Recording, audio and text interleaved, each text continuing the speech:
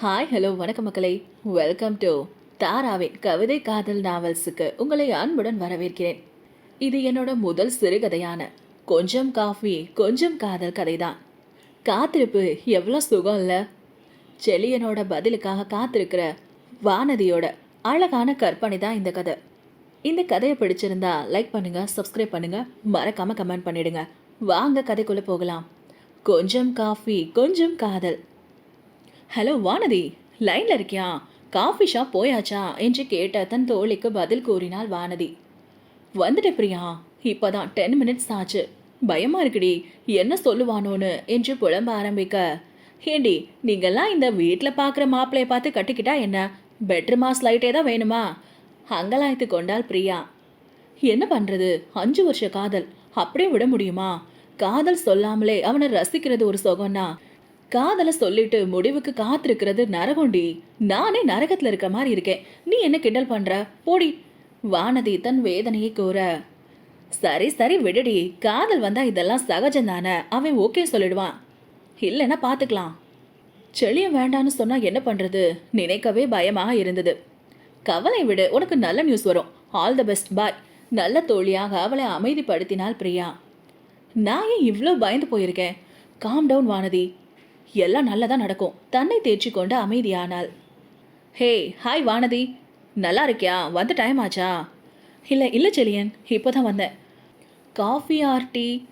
அச்சோ என்னம்மா இருக்கான் இந்த ரணகாலத்துலேயும். இவனை சைட் அடிக்க மனசு ஏங்குது பாரு. ஓகே, பட் விஷயத்துக்கு வருவோம். எனக்கு கல்யாணத்துக்கு சம்மதம்.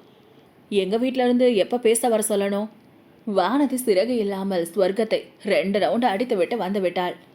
ஓ செலியன், என்னால் நம்பவே முடியல. கடவுளே ரொம்ப நன்றி. செலியன் இங்க வாங்களே, இந்த மடிப்பு கீழே சரியா இல்லை, கொஞ்சம் எடுத்து விடுங்களேன். அம்மா அப்பாவை பார்த்து எவ்வளோ நாள் ஆச்சு? திருமணம் முடிந்து அவள் வாழும் வாழ்க்கையின் பூரிப்பு வானதியின் முகத்தில் கொட்டி கிடந்தது. இருக்காதா பின்ன? ஆசை கணவன், விரும்பி மனம் முடித்த காதல் கணவன், சொல்ல தேவையில்லையே. வானதி, உன்னோட டைம் ஆச்சு கண்ணா, சீக்கிரம் வா. அப்புறம் எப்படி அவங்கள பார்க்க முடியும்? செல்ல சலிப்புகள் அவை. அடேங்கப்பா, ரொம்ப தான் சாருக்கு சலிப்பு. கல்யாணம் ஆகி 2 மாசம்தான் ஆகுது. அதுக்குள்ள ஒழுங்கா வந்து புடவையை சரி பண்ணுங்க, போகலாம். கொஞ்சம் பேசும் காதலை விட ஊடல் கொண்டு பின் காதல் கொள்வது அழகு என கண்டு கொண்ட தருணம் அவை. பண்ணியாச்சு, ஆனால் என்ன நீ ரொம்ப கொடுமை பண்ற கண்ணா. வாழ்க்கை இவ்வளவு அழகாக செல்லும் என எண்ணி கூட பார்த்திருக்க மாட்டான்.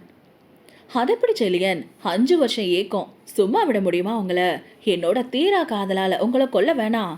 அவன் நிழலில் இருப்பது கூட காதலின் பெத்தின் முற்றிய நிலைதான்.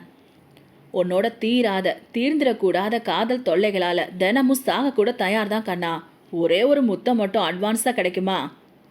தூரம் இருந்து ரசித்ததை விட அவனோடு கொண்ட அறுசுவை தாம்பத்தியம், அவன் பால் கொண்ட காதலை அதிகரிப்பதா எண்ணிய நிமிடங்கள் அவை. போதும் போதும், வாங்க போலாம். வெட்கம் கொண்டு கொள்ளையடித்தாள் அவனை. என்னாச்சு கண்ணா, ரொம்ப முடியலையா? வா ஹாஸ்பிட்டல் போகலாம்.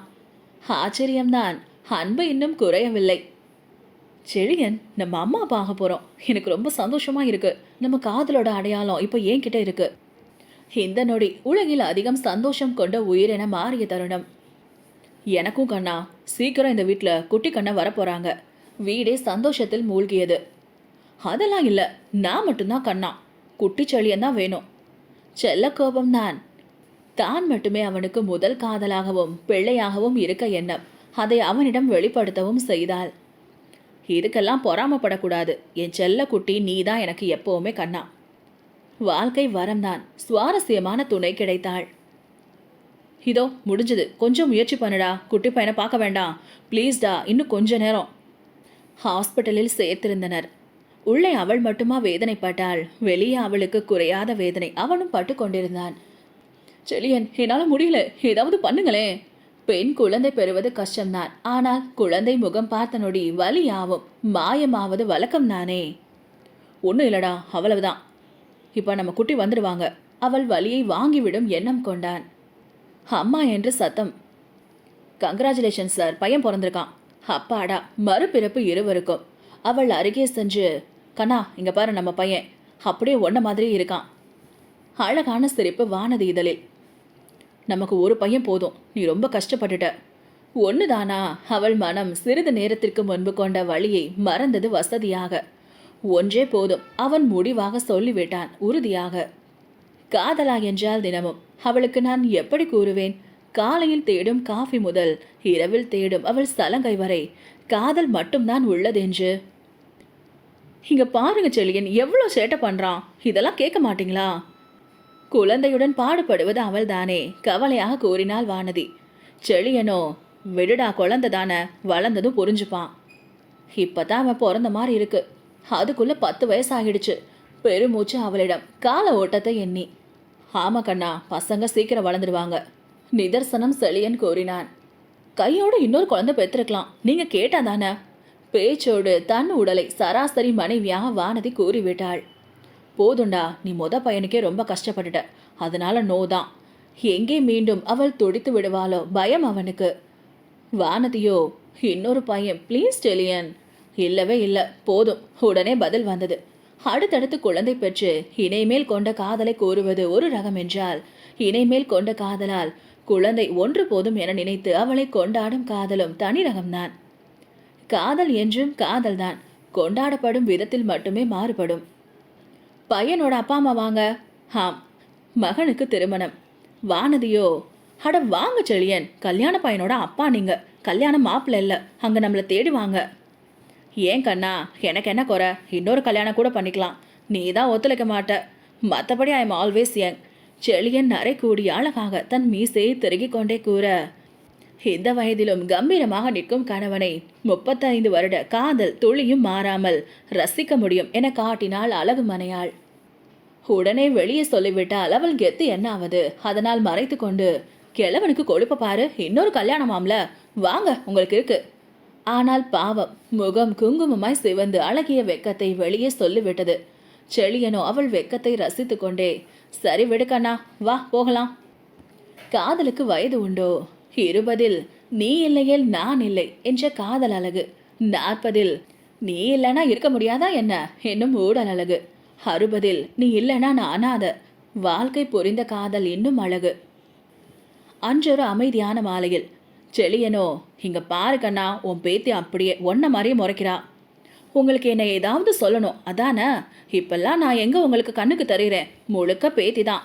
அவள் புலம்பல்கள் கேட்டு சிரித்து கொண்டான். சில நேரங்களில் யார் குழந்தை என்று தெரியாமல் நடந்து கொள்ளும் 50 வயது குழந்தையை சமாளிப்பதே செழியனின் வேலையாகிவிட்டது. இங்க பாரு செல்லம், கிழவிக்கு இப்பதான் ஆசை வந்திருக்கு கிழமை மேல. வானதியோ, ரொம்ப தான். அவளுக்கும் தெரிகிறது 20 வந்த காதல் இன்னும் குறையாமல் 50 ஆட்டி படைக்கிறது. இதில் மாட்டிக்கொண்டு முழிப்பது செழியன் தான். காதலும் ஊடலும் பிரிக்க முடியாத ஒட்டி பிறந்த இரட்டையர்கள். மருத்துவமனை வளாகம் பரபரப்பாக இயங்கிக் கொண்டிருந்தது. அந்த பரபரப்பு என்னை ஒன்றும் செய்யாது என வானதி செழியன் அருகே அமர்ந்து, இங்க பாருங்க செழியன், இனி ஒரு தடவை ஹாஸ்பிட்டல் போய் என்னை பயமுறுத்தினா நான் என்ன பண்ணுவேன்னு தெரியும்ல. நீங்க இல்லாம எப்படி நான் இங்க தனியா ஓடுவேன்? என்னை கூட்டிட்டு எங்க வேணாலும் போங்க, விட்டுட்டு ஒரு தடவை போக பார்த்ததே போதும். அவன் உள்ளே இருக்கும் ஒவ்வொரு நொடியும் அவள் அல்லவா நெருப்பில் நின்றது. நான் உயிரோடு தான் இருக்கேன், அப்ப செழியன் இருக்காரு. உலகமே நின்று போன தருணம் அவை. செழியன் கண் முழித்து, இனி உன்னை விட்டு போகவே மாட்டேன் கண்ணா. இந்த வார்த்தையை சொல்லும் வரை அவள் கொண்ட தவிப்பு யார் அறிவுரையும் காதில் ஏறவில்லை. உயிர் காதல் கொண்ட இணையை இழந்தால் உயிர் வாழலாம், ஆனால் உயிர் போடு வாழ்வது கடினம். முற்றத்து தூண் இடைவெளி. என்னை மட்டுமே பார்த்து ரசித்திருப்பாள். காலங்களில் மட்டுமா மாற்றம்? இதோ காட்சிகள் கூட மாறுமே. அதே முற்றத்து தூண், அதே பார்வை. ஆனால் அந்த ரசனை பார்வையை காணாமல் அல்லவா என் சவம் கிடக்கிறது. ஹலோ மிஸ், உங்கள் ஃபோன் ரொம்ப நேரமாக அடிக்குது, கொஞ்சம் பாருங்க. டக்கென்று விழித்த வானதி, என்ன? உங்கள் ஃபோன் ரிங் ஆகுது பாருங்க. ஓ ஓகே தேங்க்ஸ். அவள் கனவில் வாழ்ந்த நினைவுகள் அவை, அழியாத நினைவுகள். அப்போ இவ்வளோ நேரம் கண்டது கனவா? கனவுல ஒரு வாழ்க்கை வாழ்ந்து முடிச்சிருக்கேன். அடே செழியா, இதுக்கே நீ ஓகே சொல்லணும். எப்படா வருவ? காத்திருப்பு கூட இவ்வளவு சுவையானது என உணர்ந்து கொண்ட நேரம் அவை. ஹலோ பிரியா, சொல்லு, இப்போதான் வந்தேன். வந்த இடத்துல பெரிய கனவு, அது என்னன்னா என்று சொல்லி முடிக்க, அடி இதெல்லாம் ஓவரடி, ஒழுங்காயிரு, கனவு கண்டேன் வாழ்ந்து முடிச்சேன்னு உளராத. சரிடி, நான் பார்த்துக்கிறேன். வெளியே மலை, உள்ளே சூடான காஃபியுடன் வாழ்வின் கடைசி வரை கூட வரும் நேச நெஞ்சத்திற்கான தேடலோடு கூடிய காத்திருப்பு கூட சுகம்தான். கொஞ்சம் காஃபி, கொஞ்சம் காதல். காதல் என்பது ஒரு நிமிட வார்த்தை பரிமாற்றம் அல்ல, கடைசி நொடி வரையிலான வாழ்க்கை பரிமாற்றம். அதை புரிந்து கொண்டால் காத்திருப்பு கூட சுகம்தான். பலருக்கு தேடினாலும் கிடைக்காதது, சிலருக்கு கிடைத்து பின் தொலைந்து போவது காதல் எனும் காற்றாடிதான். நன்றி.